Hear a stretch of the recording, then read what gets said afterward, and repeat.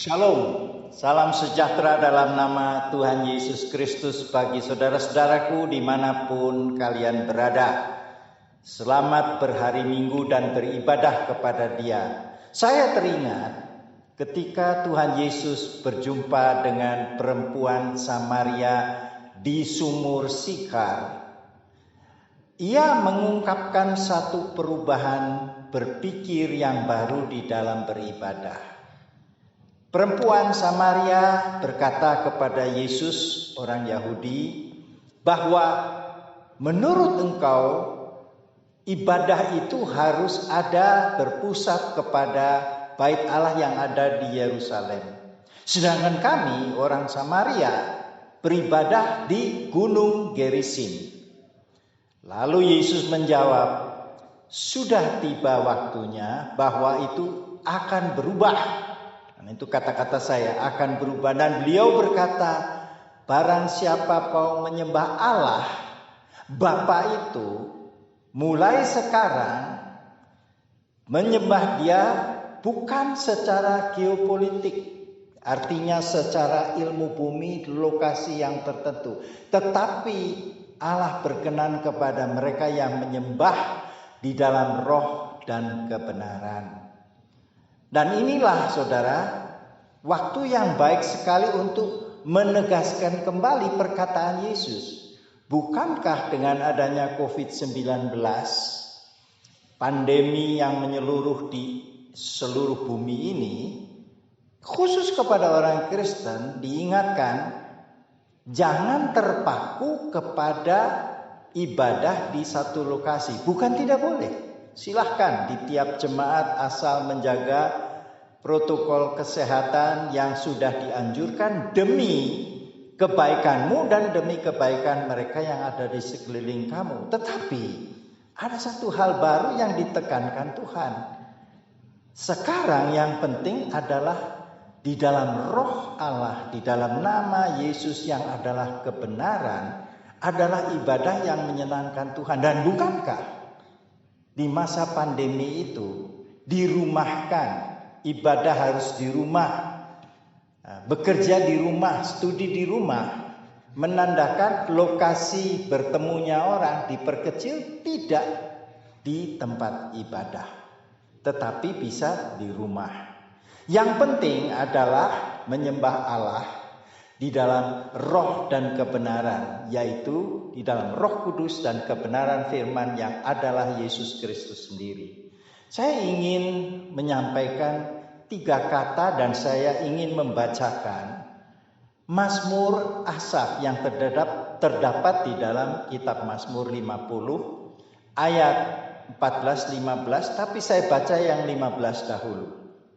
Begini bunyinya, berserulah kepadaku pada waktu kesesakan.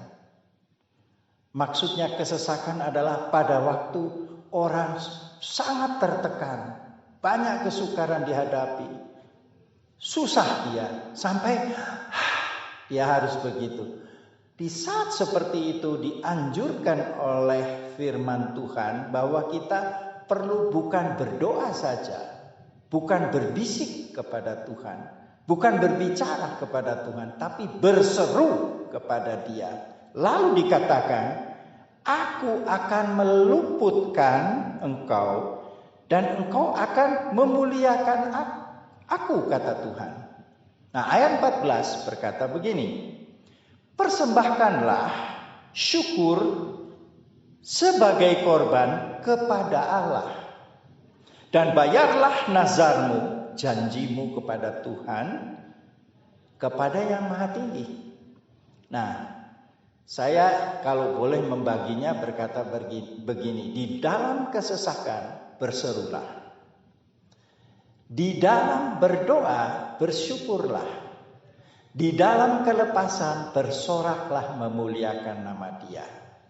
Nah, saudara-saudara yang kekasih, saya tahu bahwa pergumulan setiap keluarga dan setiap pribadi di dalam keluarga berbeda-beda, bervariasi. Ada yang menghadapi studinya, membayar uang sekolahnya, ada yang dapurnya yang harusnya nafkahnya yang dipertaruhkan, Kalau putus kerja, barangkali harus mencari cara baru yang Tuhan ilhamkan supaya saya ada pendapatan tambahan. Barangkali saudara sedang berusaha dan usahanya dipotong kiri kanan karena tidak ada pelanggan, supplier pun sukar begitu. Dan satu lagi, bagaimana beribadah? Apakah boleh ke gereja atau menunggu? Saya kira itu yang sedang digumulkan. Nah, di masa yang susah ini, ditambah tekanan-tekanan lain, misalnya di dalam satu rumah tangga yang tempatnya tidak terlalu besar, bertemu dan tidak bisa keluar, maka kalau tidak ada Tuhan, kesesakan itu sungguh menyesakkan, bukan saja secara lahiriah, tetapi juga secara jiwa, secara nalar, secara emosi, tetapi juga kalau tidak ada Tuhan, secara roh. Nah, pada saat seperti itu, kata Tuhan, kamu harus berseru. Teriak, rohmu yang berteriak, Tuhan, aku tidak tahan. Dan barangkali saya mendengar satu interview antara Bu Susi Pujiastuti yang ada di pernah Menteri Kelautan dan Perikanan, menanyakan kepada Ibu Sri Mulyani yang adalah Menteri Keuangan, apa pernah stres? Kalau stres gimana caranya? Kata dia, dan ini mengagetkan, saya masuk kamar mandi, saya setel radionya kencang-kencang, kemudian saya berteriak sekeras-kerasnya menghilangkan rasa depresi saya. Nah, itu berseru. Dan saudara diberi hak berseru, dan Tuhan katakan, aku akan meluputkan kamu dari semuanya. Dan kamu di saat seperti itu akan ada kehadiran Tuhan. Satu kali saya berada di dalam satu persekutuan doa, dan ada satu ibu bercerita begini. Beliau Kristen, suaminya bernafkah di Jakarta dan seorang musisi yang terkenal di Indonesia, tetapi belum mendapatkan nafkah yang cukup. Bahkan dia cerita, dia harus menjual semua, sedangkan anaknya itu masih kecil. Semua terjual habis, tinggal tikar. Dan anak yang tidur di tikar. Kemudian dia berdoa, dia marah sekali. Marah pada keadaan, mungkin marah karena suaminya tidak bisa memberikan ini. Marah kepada Tuhan dan dia bilang, Tuhan, dia bilang. Tetapi dia bilang, ketika saya menyeru kepada Tuhan, tiba-tiba saya seperti dihadiri oleh Tuhan. Dengan wibawanya begitu besar, saya terdiam. Saya rasa kurang ajar, tetapi Tuhan yang berkata silakan berseru. Dan dia baru menyadari ketika berseru Tuhan itu ada. Dia bangkit. Dia bercerita dia menjadi penyiar dari satu stasiun radio terkenal, punya kegiatan lain yaitu hal ke salon kewanitaan dan sebagainya, sehingga dia bisa survive. Ketika saya mendengar itu, saya paham bahwa setiap kita ada pada tingkat atau level yang masing-masing, bisa stresnya kecil, stresnya besar, atau stresnya tinggi sekali. Disitulah saudara diminta oleh Tuhan, ditantang oleh Tuhan, berseru. Berserulah. Tuhan akan meluputkan dan memberikan ilham. Nah, kalau belum melihat hasilnya, barangkali kita bilang, apa yang bisa saya lakukan? Saya teringat kepada Habakuk. Dan Habakuk itu satu nabi yang kisah di pasal 3-nya itu tentang kedahsyatan Allah. Saya membaca itu. Dan yang dikatakan oleh Habakuk adalah didahului dengan penyakit sampar yang luar biasa. Izinkan saya membaca Habakuk ini. Bahwa Allah yang hebat ini, Habakuk pasal 3 ayat 5, mendahuluinya Tuhan datang. Ia berjalan dengan memberikan penyakit sampar. itu penyakit yang mematikan. Dan itu sering terjadi di dunia atau di lokasi-lokasi di dunia pada saat itu sampai sekarang. Dan demam mengikuti jejaknya. Dia berdiri maka bumi dibuatnya bergoyang. Bukankah gempa bumi banyak sekali sekarang? Nah, kemudian dia akhiri dengan ini, saudara, yaitu yang relasinya bukan dengan alam, bukan relasinya dengan penyakit, tapi relasinya dengan prestasi dalam hidup.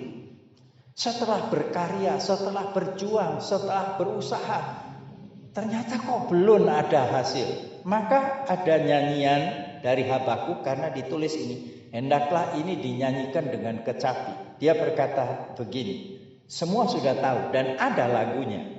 Sekalipun pohon ara tidak berbunga, pohon anggur tidak berbuah, hasil pokok zaitun mengecewakan.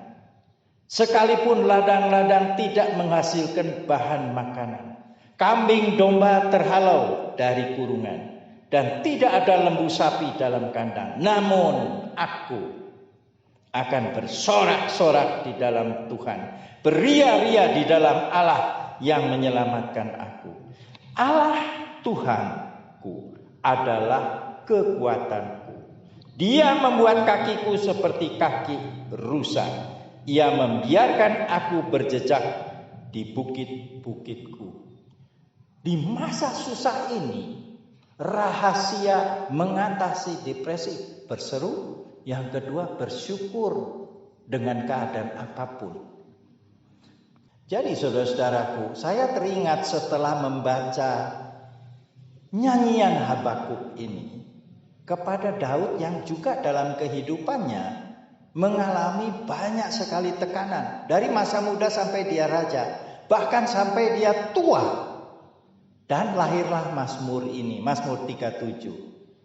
Ayat 1 dan 2 itu berkenan dengan tekanan atau pressure terhadap dirinya kepada orang-orang yang berniat jahat dan berbuat jahat.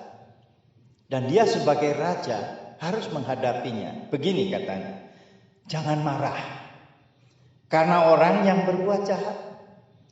Jangan iri hati kepada orang yang berbuat curang.